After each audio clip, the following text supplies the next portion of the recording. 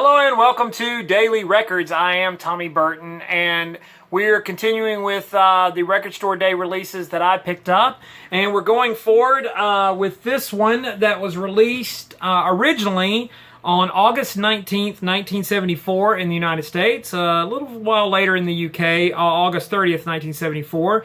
This is Pussycats, the 10th album by Harry Nilsson. And some of you see Harry sitting there, but the most famous thing about this album probably is that it was produced by this guy right here, John Lennon, and it's actually on the credits of the album, Pussycat, starring Harry Nilsson, produced by John Lennon. Now, most Lennon historians will remember when he split up with Yoko for a little while in the early 70s. He went to LA with May Pang and hung out with Harry Nilsson and just became basically human terrors out in Hollywood. Famously kicked out of a Smothers Brothers show, and just a lot of drinking and carrying on. And also, not to mention drugs, as cleverly outlined there, the block with the D, the rug, and the S. Drugs under the table. That's a little joke that Harry and John thought would be cute to put on the album. Now, they started recording the album in LA, but John eventually went back to New York to finish producing it.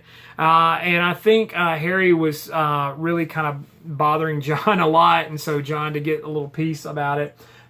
This is a faithful reproduction of the original album with these wonderful photos inside. It's like a booklet almost, gatefold booklet. Reproducing the original album as it came out. But yeah, Lennon, to get better control, it's got kind of a brownish RCA label. There's the hype sticker down there. I think it's limited to 1,500, if you guys can read that. And also it was pressed on this, what they call hardwood vinyl. So you can see that there. Kind of nice looking. And so the famous story was that Harry, who had this incredible voice, he ruptured one of his vocal cords early on in the sessions, but he was afraid Lennon would bail on the sessions if he found this out. So he just continued to record and forcing himself through. And a lot of people thought that Harry really, and you can hear it in his voice, particularly the opening track, Many Rivers to Cross. You can hear Harry just shredding his vocal. It's almost painful to listen to because this really sweet, beautiful voice just sounds rough and hoarse.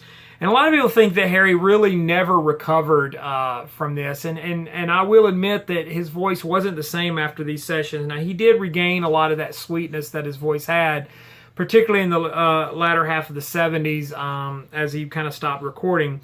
Several musicians on this record, some of the people that were hanging around Harry and John during this period, Ringo Starr, Keith Moon, and Jim Keltner, they all play drums on the closing track of Rock Around the Clock. So if you can imagine that, 3 drum kits going. But Jesse Ed Davis, who a lot of people are familiar with, Klaus Voormann, and Bobby Keys.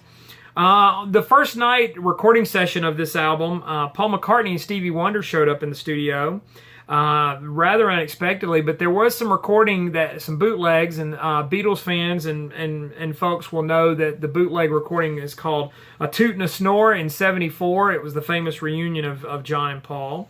As an album, it's a little bit muddy. I can't say that it's my favorite Harry Nilsson album. I enjoy it. It's a good album. I enjoy pretty much all of Harry's records, and so this one's no exception. Again, the Jimmy Cliff song "Many Rivers to Cross." There's a cover of Bob Dylan's "Subterranean Homesick Blues." They do "Save the Last Dance for Me," another good one. And like I said before, "Rock Around the Clock." But it's also got some nice Harry Nilsson originals like "Don't Forget Me," "Old Forgotten Soldier," and "Black Sails." Those are all really nice Harry Nilsson songs and worthy additions to Harry's catalog. The Record Store Day version, I don't know that it necessarily is an upgrade from an original. If you've got an original, which I do, and I'll show it to you guys briefly since we're just talking about the album.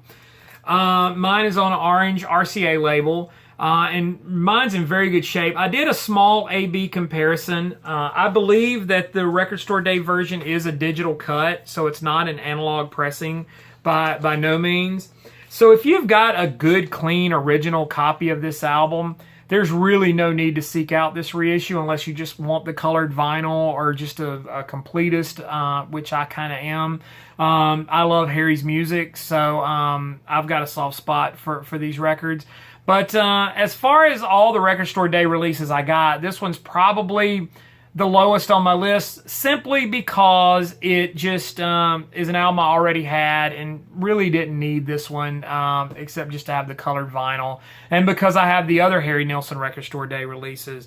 But it's a nice album. I don't hate it. It's got a real thick, almost kind of murky sound to it, and volume-wise, the new one is a lower volume than the original. The original kind of burst out of the speakers a little more. But I can't really tell much of a difference between the original orange label and the new one. I mean, I know, like I said, it's a digital cut, so if that's not your scene, you might want to stay away from this one. But today's Daily Record is Pussycat, starring Harry Nilsson, produced by John Lennon. Follow me on Instagram and Twitter. It's TommyBurton75. I usually show what I'm spinning. Check out my main channel where I do my Record Store Day overview if you haven't seen that already. Like, comment, subscribe, and share down below. And in the meantime, I'll see you all again tomorrow with another Daily Record.